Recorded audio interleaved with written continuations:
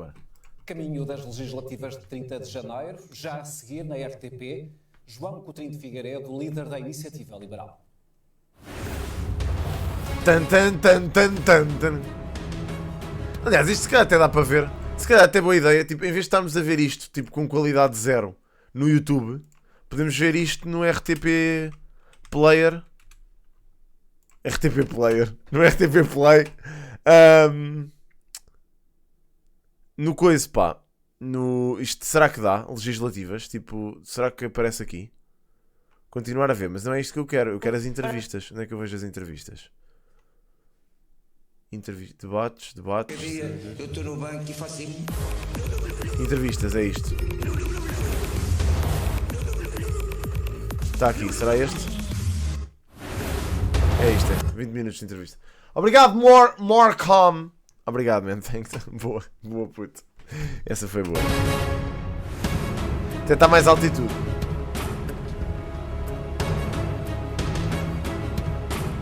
Obrigado pelo Prime, pá. Muito boa noite. A Iniciativa Liberal conseguiu eleger um deputado para a Assembleia da República nas últimas eleições. João Coutinho de Figueiredo assumiu esse lugar que acumula desde dezembro de 2019 com o cargo de presidente do partido. Neste espaço, Legislativas 22, ele é hoje o meu convidado. João Coutinho de Figueiredo, muito obrigado por estar na RTP. Obrigado. Não, já tinha falado sobre isso. A Iniciativa Liberal tem-se distinguido por uma campanha de cartazes com muito impacto e originalidade, a par de uma presença forte nas redes sociais. Mas, para além disso, não é muito visível. Ainda é um partido de bolha. Não, eu acho que já não somos um partido de bolha, embora gostássemos de facto de ter mais visibilidade e em parte é isso que estamos aqui a fazer também e devo dizer que ao longo do tempo temos sentido, penso também por mérito nosso e da... Só vou estar seguro no meu voto no dia em que for votar. Posto em cima da até lá vou absorver o máximo de informação possível. Temos sentido maior interesse da comunicação social por aquilo que a Iniciativa Liberal é e aquilo que a Iniciativa Liberal propõe. E, portanto, há um espaço grande de notoriedade que podemos conquistar, não negamos, mas isso também significa que temos muito mais potencial de crescimento do que outros que já são conhecidos. Ao longo dos últimos 2 anos como deputado na Assembleia da República, que diferença há que fez a presença de um deputado liberal no Parlamento? Bom, se calhar não sou a pessoa a quem fica melhor dizer, mas eu tenho a certeza de duas coisas. Que nunca como hoje se falou tanto de liberalismo, e nomeadamente das diferenças programáticas que separam os liberais dos socialistas e de outras forças que defendem uma participação grande do Estado. E, por outro lado, que haveria temas que nunca teriam estado na agenda se não fosse a Iniciativa Liberal. O tema da discussão da taxa única no imposto sobre pessoas singulares, o tema da não intervenção na TAP, o tema do cartão do adepto, o tema dos direitos digitais, dos direitos humanos na era digital, o famoso artigo 6º. Portanto, houve uma série de temas que, se não fosse a Iniciativa Liberal de ter assumido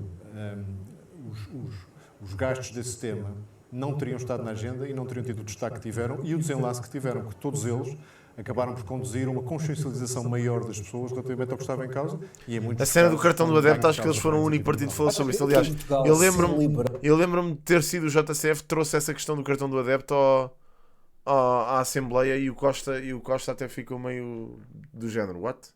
Temos que ir olhar para isso. Eu lembro-me de ver essa intervenção do JCF. Pá, não é que isso a mim me dê muita... Pá, pronto, me diga muita coisa, porque verdadeiramente eu não ligo zero a futebol. Mas sim, mas eles falaram sobre isso. Ainda é uma palavra que tem algum peso negativo, alguma conotação negativa. Sobretudo em função daquilo que foi o período da Troika e o chamado neoliberalismo. Acho que sim, por dois motivos. Porque há partidos a quem interessa que isso seja assim e que fazem tudo para colar a Iniciativa Liberal a posições que têm pouco de liberal, tal como nós o entendemos, e nomeadamente esse período de intervenção financeira, um período que, recordo, ocorre depois de uma bancarrota provocada por desmandos financeiros de governos do Partido Socialista e durante o qual... Imagina, isto é uma cena muito comum. Isto tipo de olharem para a frente, falarem e depois de repente olharem para trás ou para o outro lado e falarem. Isto é um tique, não é tique, bem, mas isto é uma cena de comunicação que é, pá, quando vocês precisam de pensar, viram o que eu acabei de fazer? Quando vocês precisam de pensar, vocês olham para outro sítio. Isso acontece, olhem, a mim em vídeos isso acontece-me imenso, são de reparar. Que eu olho para baixo quando estou a pensar em merdas. Quando vocês têm o discurso, quando vocês não têm o discurso decorado, E quando vocês têm um discurso, pronto, que precisam de estar a raciocinar ao mesmo tempo, isto acontece muito. Que é vocês olham para o sítio onde têm que olhar, falam durante um bocado e depois olham para outro sítio a pensar.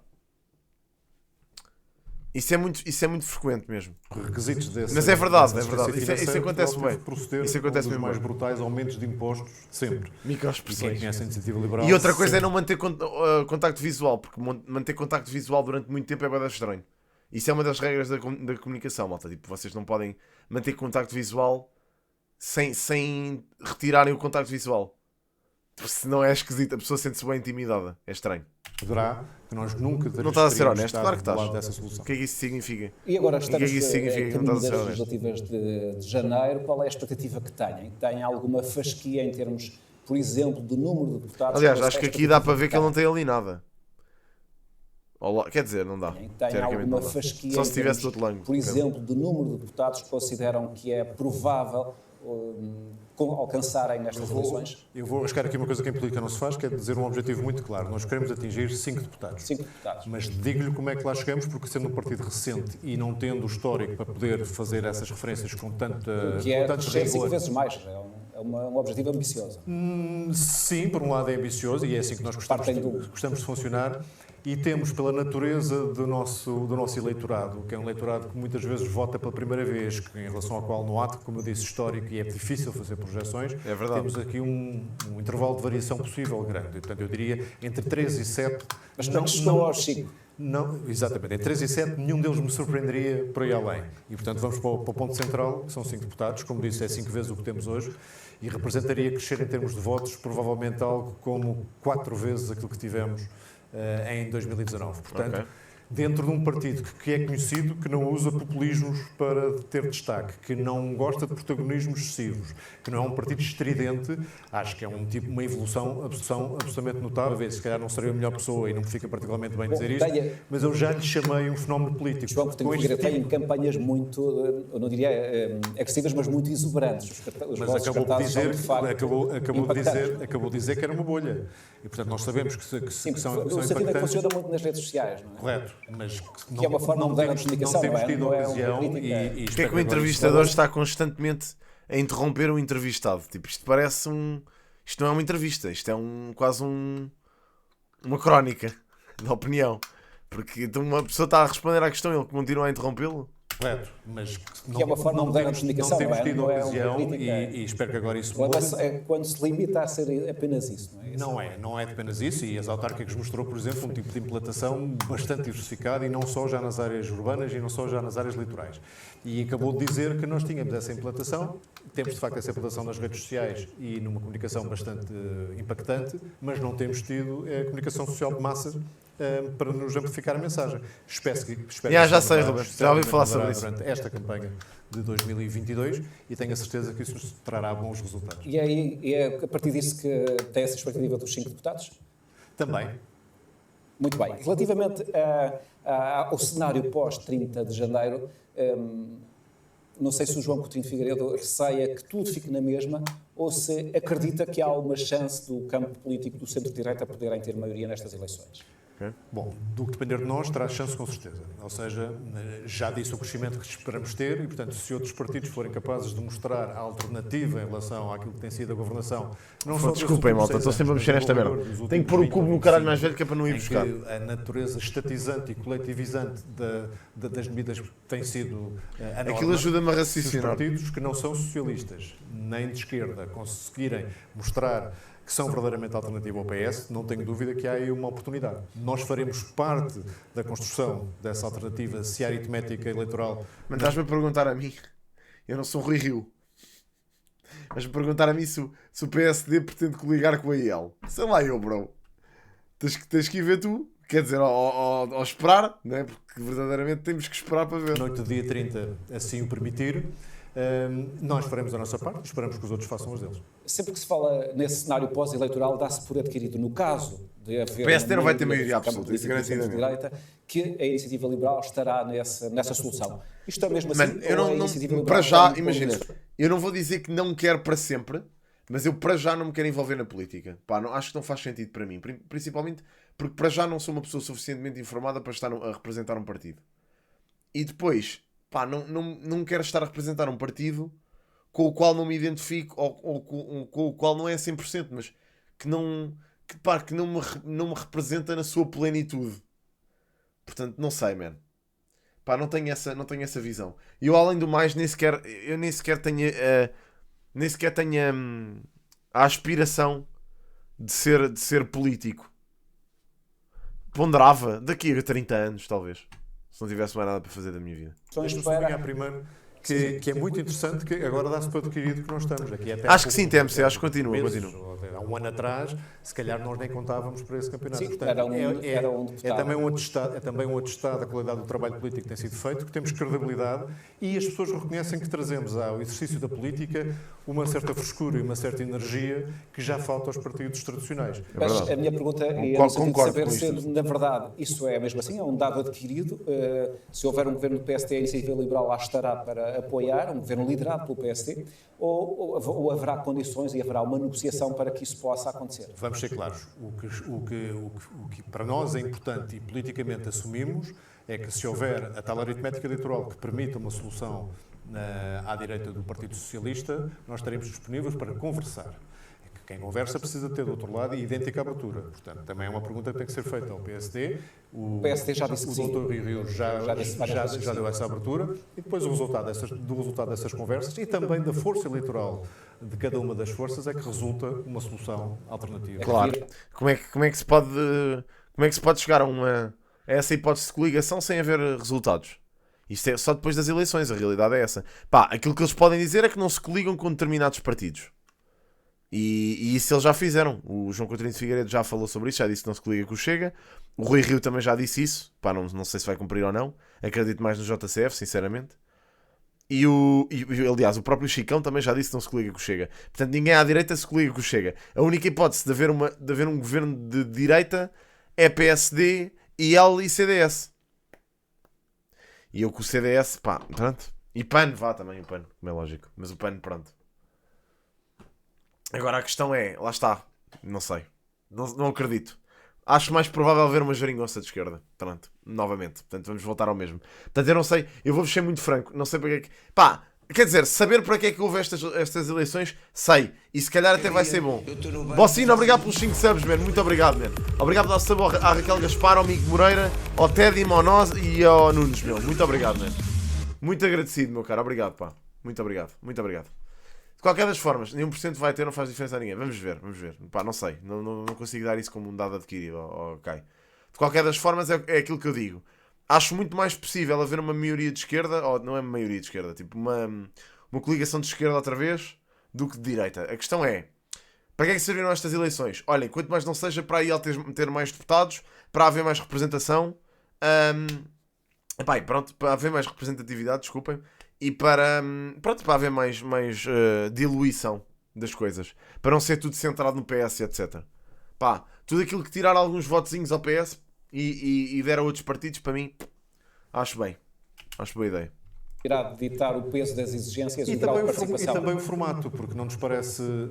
Pronto, então, mas olha, vejo mais possível. É o que eu digo. Se calhar para o PSD vai fazer mais sentido coligar-se com o PAN do que com o CDS. O PAN provavelmente vai ter mais votos que o CDS. Estás a perceber? Ou seja, se o PSD disser assim, ok, fazemos uma coligação PSD e PAN. Parece-me bem, por exemplo. Provável que um partido que não tenha força suficiente... Aliás, parece-me que tem mais pernas para andar com o CDS. Fazer vingar na verdade parte das suas políticas, integra um governo. Mas o PAN tem muita volatilidade. Pá, não sei, não estou a ver isso a acontecer. A possibilidade do Chega a fazer parte dessa solução. Né? Descarta completamente. E por que razão?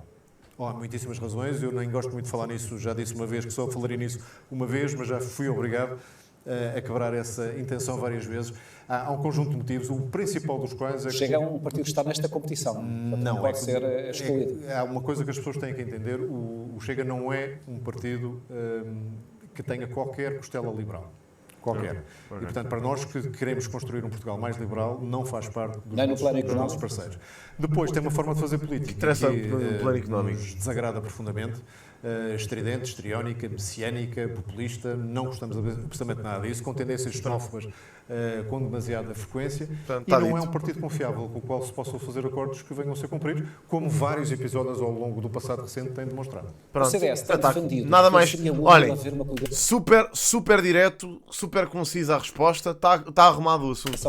Portanto, para mim, reparem como é muito mais fácil confiar neste homem do que confiar no Rui Rio, que anda sempre ali um bocado a abanar. Eu gosto do Rui Rio e tenho gostado de o ouvir falar nestes debates. Agora, anda sempre ali um bocado na corda bamba nesta situação. Anda sempre um bocado na corda bamba. Portanto, eu prefiro votar numa pessoa que dá esta certeza do que estar ali na dúvida se ou não. Imaginem que vamos imaginar um cenário dantesco em que o Chega tem 15%.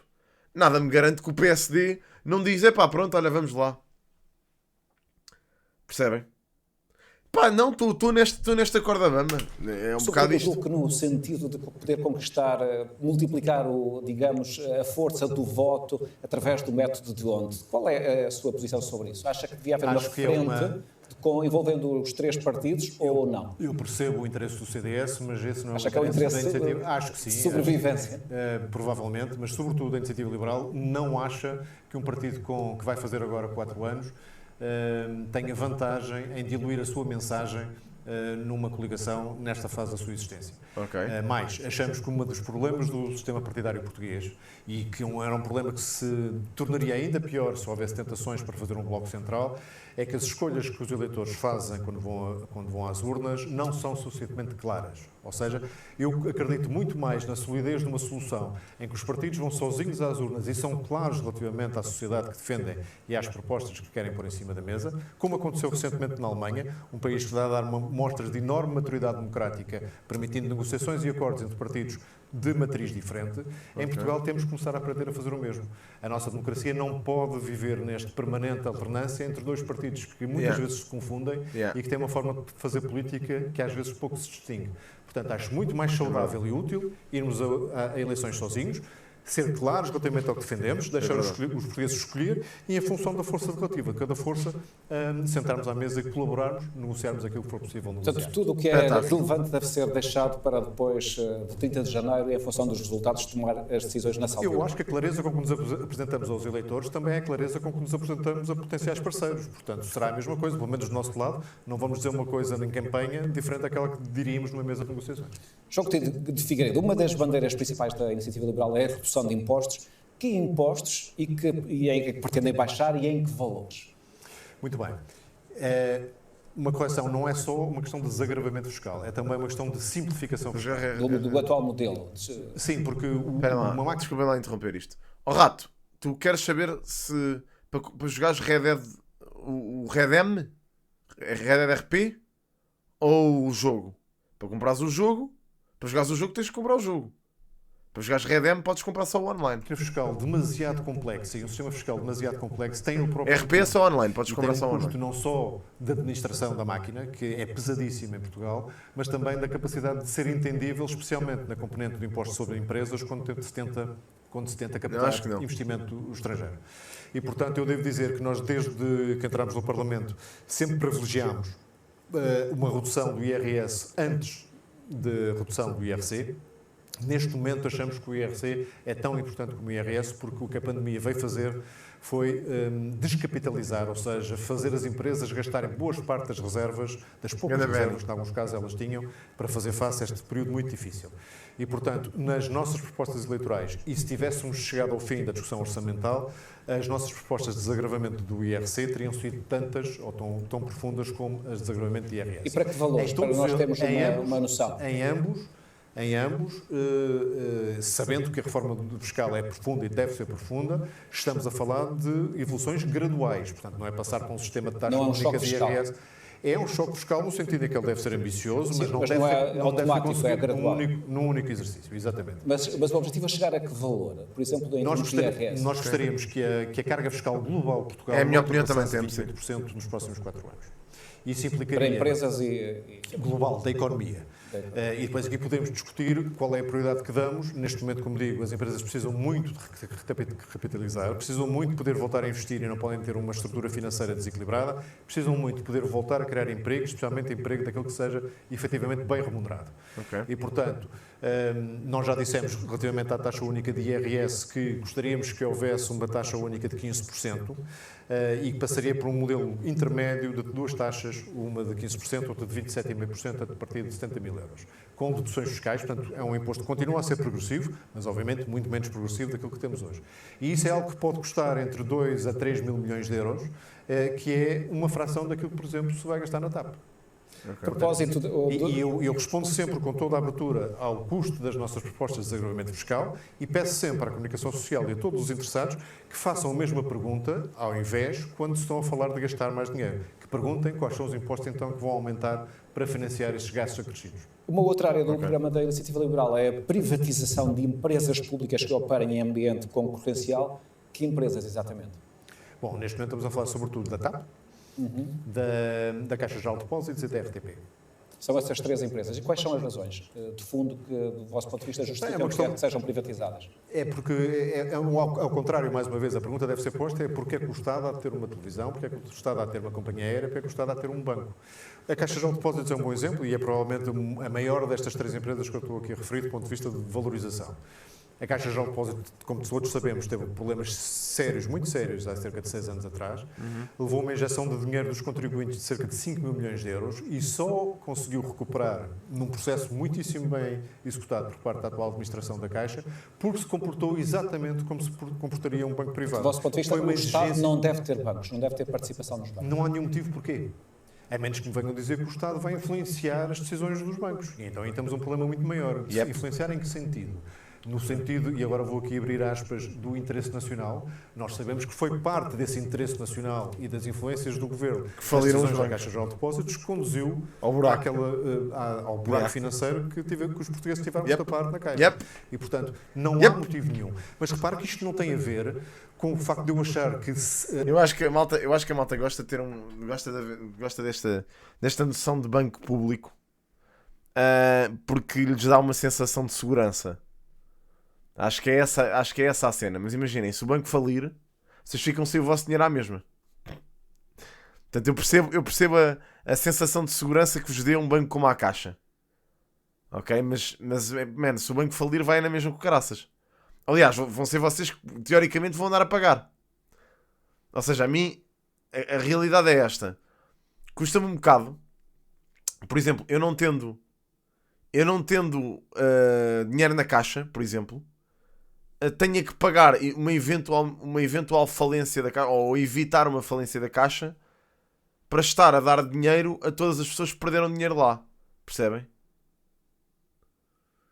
Pronto, é isso. Quem tem grandes quantidades de dinheiro... Exato. Pronto, é isso. Mas na Caixa não sei, bro. Não sei, bro. Eu não vejo qual é a utilidade. Também não percebo qual é a utilidade. A RTP é discutível. Eu sinceramente acho que a RTP é discutível. Não... Pá, a RTP sinceramente não concordo com o Trino Figueiredo nesta situação. Acho que é necessário. Há certos conteúdos programáticos que são necessários numa TV estatal. Pá, é necessário, sim. Uma RTP eu sinto que é necessário. Agora, as duas outras coisas não. A gestão privada é sempre melhor que a gestão pública. Não estou a dizer isso. Estou a dizer que se a gestão privada tiver um problema, esse problema deve ficar nos privados. Portanto, os liberais não só defendem que as empresas não devem pertencer ao Estado, como defendem que o Estado não deve fazer os famosos resgates. Pá, sim, Bárbara, mas se calhar é prejuízo.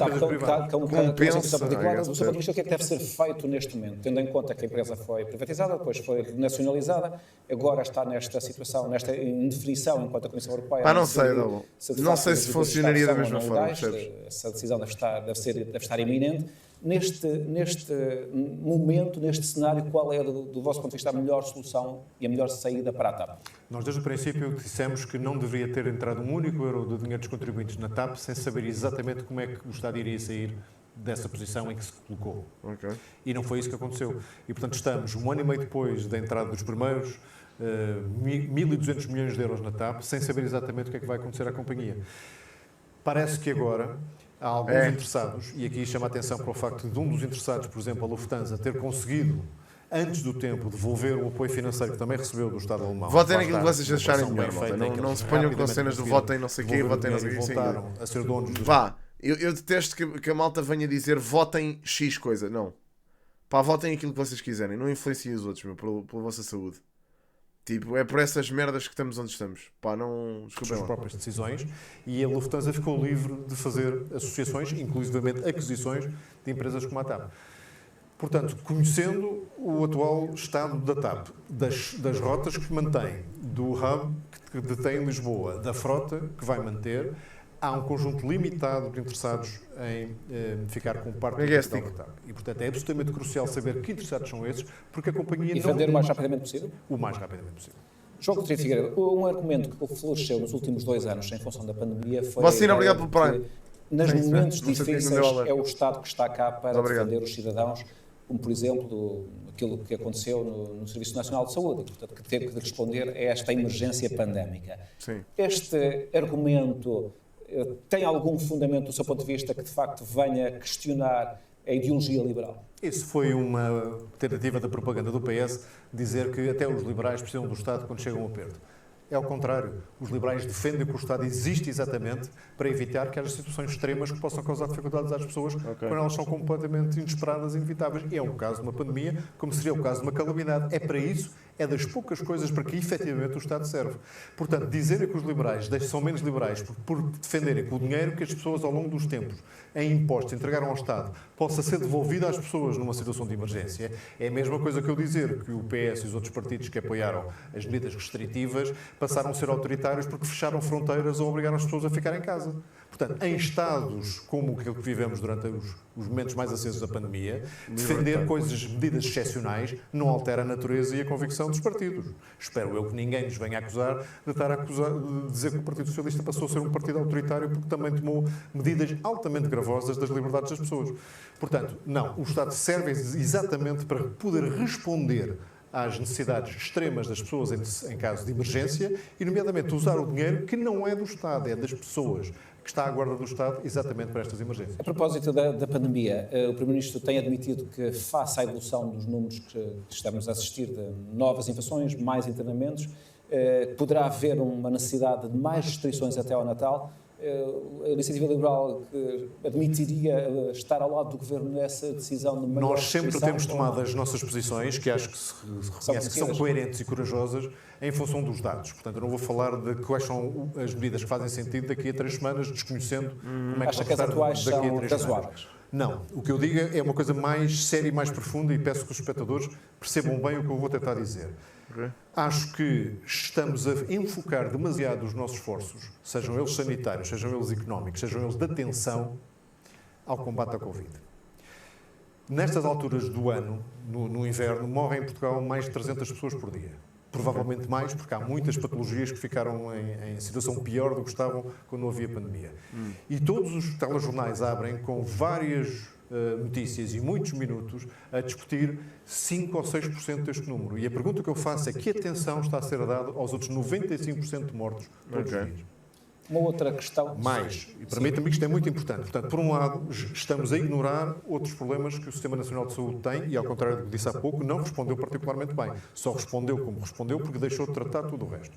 Segundo, temos uma epidemia de saúde mental e de problemas de saúde mental que está latente, não é tão visível, por isso não é tratada, também não tem a tal atenção que merecia e que no futuro, e não muito longínquo, vamos pagar fortemente por ela e é um drama, é uma outra epidemia.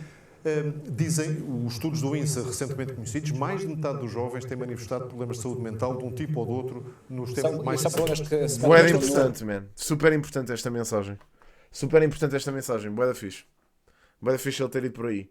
Pá, muito sinceramente é aquilo que eu digo, man. Em relação à Covid, pá, eu percebo a urgência. Percebo a urgência. Como é lógico, é um vírus desconhecido. Portanto, em 2020 e até 2021 admitiu-se que fosse dada a importância que foi dada, portanto aí não discordo. Percebo as medidas restritivas, também não achei que o Governo fosse fazer melhor do que o que fez. Agora, nesta altura do campeonato, man, acho que já está a ser um exagero, muito sinceramente. E provou-se com estes últimos casos, man. Estamos a ter 50 mil casos por dia e estão a morrer 40 pessoas. Pá, quantas outras pessoas não morrem com outros problemas? Imensas. Imensas. E não temos assim tantas medidas restritivas agora. Portanto, não sei, pá. Não sei. Vamos ver. Longo tempo. E o terceiro também se vai manifestar ao longo do tempo. É os problemas económicos que estamos a gerar com este confinamento. E esta cena da saúde mental é super Vão importante. produzir também, não só Fico bem contente que ele tenha trazido isto à baila. E alguns óbitos humanos por via dos problemas Uma económicos pergunta que isto está a muito gerar. rápida para uma resposta de sim ou não. Ontem a Presidente da Comissão Europeia sugeriu aos países que discutissem a possibilidade de tornar a vacinação obrigatória. A sua resposta é não. Foram dar a resposta de sim ou não. Por via dos problemas Uma económicos pergunta que isto está a muito gerar. rápida para uma resposta de sim ou não. Ontem a Presidente da Comissão Europeia sugeriu aos países que discutissem a possibilidade de tornar a vacinação obrigatória. A sua resposta é não. Pediu aos... Problemas Uma económicos pergunta que isto está a muito gerar. rápida para uma resposta de sim ou não. Ontem a Presidente da Comissão Europeia sugeriu aos países que discutissem a possibilidade de tornar Discutissem a possibilidade de tornar a vacinação obrigatória. a vacinação obrigatória. Okay. Mano, para um liberal vão-lhe perguntar isto. Claro que ele vai dizer que não. A sua resposta é não. Era o tempo que nós tínhamos para esta entrevista. Muito obrigado por ter participado neste espaço Legislativas 22. João Coutinho de Figueiredo, Presidente e líder da Iniciativa Liberal. Okay? Eu nesta cena da vacinação obrigatória estou aqui um bocado... Não sei, pá. Muito obrigado. Boa noite. Acho importante que as pessoas se vacinem, mas também não acho que tenham que ser obrigadas. Agora, a realidade, sabem qual é? É que, pá, acho é que não há de haver malta que vá destabilizar a vacinação, ok? E isso tem havido muito. É chato. Não. Ficarem restritas, sim. Sim, eu concordo com estas medidas restritivas. Concordo com a cena dos certificados. Concordo com isso tudo. Ou seja, lá está. A vacina não é obrigatória. No entanto, as pessoas são incentivadas através de meios restritivos. Acho isso inteligente. Sinceramente. Percebo. Neste momento, pá, já não sei se fazem assim tanto sentido, mas pronto, vamos ver. Bem, anyway. Sim, se fosse relativos à Covid, acho que sim. Porquê que a primeira entrevista foi a do André Ventura? Quanto tempo é que isto tem, by the way?